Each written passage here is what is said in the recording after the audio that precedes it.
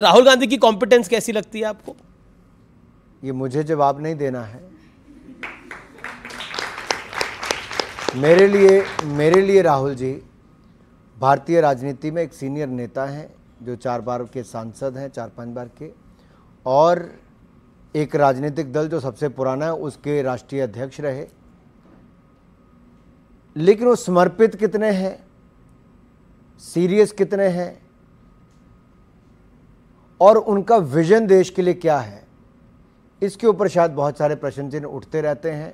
आपको क्या लगता है, मतलब आपने तो, क्योंकि आप भी बहुत जो मुझे ध्यान में आता है, आपका राहुल गांधी का पॉलिटिकल सफर एक साथ ही लगभग शुरू हुआ होगा। मेरे से सीनियर है, मैं 4 बार का सांसद हूं। वो मतलब थोड़ा सा फर्क है। तो आपने तो उनको सरकार में भी जब थे तब भी देखा, तो आपको क्या लगता है when you analyse Rahul Gandhi as a politician, as a human being, what is your take?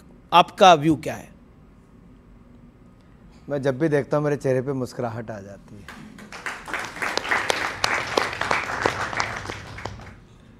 मुझे लगता है कुछ अच्छा होने वाला है, कुछ अच्छा होने वाला है। चलिए, जैसे ही राहुल गांधी जी कहीं पे कुछ बोलते हैं मुझे पता चल जाता है इस बंजर भूमि में भी बीजेपी के लिए कमल खिलने वाला है। जी, एक और सवाल है, फिर मैं आगे सवाल बढ़ाता हूं। क्या सवाल है आपका? आप तो फिटनेस की एडवाइस लीजिए अनुराग जी से। जी सर, सबसे पहले तो मैं आपका बहुत बहुत धन्यवाद करना चाहूँगा कि आपके ministry of information and broadcasting के कोई ऐसे कड़े नियम नहीं है जहां आज देश का युवा और छात्र अपना यूट्यूब चैनल चलाकर पत्रकारिता कर सकता है, बड़े बड़े सोशल मीडिया प्लेटफॉर्म अपने खुद बना सकता है, और अब तो आरएनआई की प्रक्रिया भी आसान हो गई, अपना अखबार भी आजकल युवा अपना चला सकता है।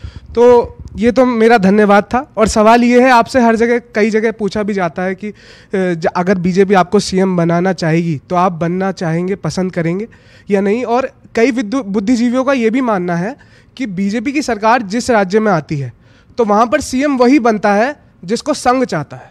इस पर आपकी क्या मानना है? देखिए, मैं 2 बातें कर दूं कि राष्ट्रीय स्वयंसेवक संघ का कहीं पे भी हस्तक्षेप बीजेपी के राजनीतिक निर्णयों में बिल्कुल नहीं होता है।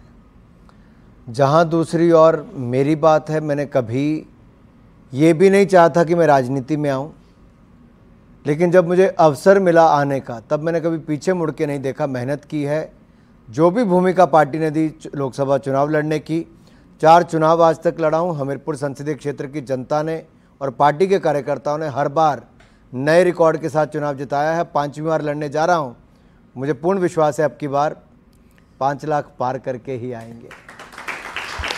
लेकिन जहाँ तक आपने सीएम वाला सवाल पूछा, ये सवाल मेरे पास कई बार अमीश भाई सामने आता है। राजनीति में केवल पद से ही सब कुछ नहीं होता, और आप जैसे युवाओं के बीच में इसलिए बात को विस्तार में बता रहा हूँ। कई बार बाहर से राजनीति बहुत आसान दिखती है, उतनी आसान है नहीं। मैं पिछले 48 घंटों मुश्किल से 4-5 घंटे ही सो पाया हूँ।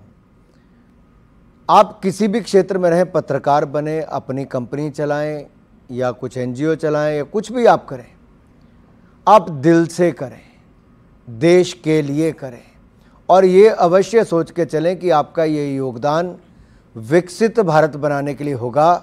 हम अमृत पीढ़ी हैं, हम इस अमृत काल से भारत को स्वर्णिम काल में अगले 25 सालों में ले जाएंगे। स्वामी विवेकानंद जी का और मोदी जी का सपना विकसित भारत का अवश्य पूरा करेंगे 2047 से पहले। किसी भी भूमिका में रहे, वो आपको एक सेटिस्फैक्शन देगा। मैं एमपी बना तो एक और तो मैंने अपने संसदीय क्षेत्र के लिए एम्स लाया, पीजीआई लाया, central university, IIIT, NIT, hydro engineering college, कई केंद्रीय विद्यालय, 4 लेन वे, रेल लाइन, वंदे भारत, सब कुछ लाया। लेकिन इसके अलावा जब मुझे लगता था कि मैं और क्या करूं, तो अमीश जी हमने कुछ संगठनों के साथ मिलकर मोबाइल मेडिकल यूनिट चलाए, जो 3 चलते थे, आज 30 चलते हैं। 10 लाख लोगों का मुफ्त में जांच उपचार उनके घर द्वार जाके किया। जी, मेरा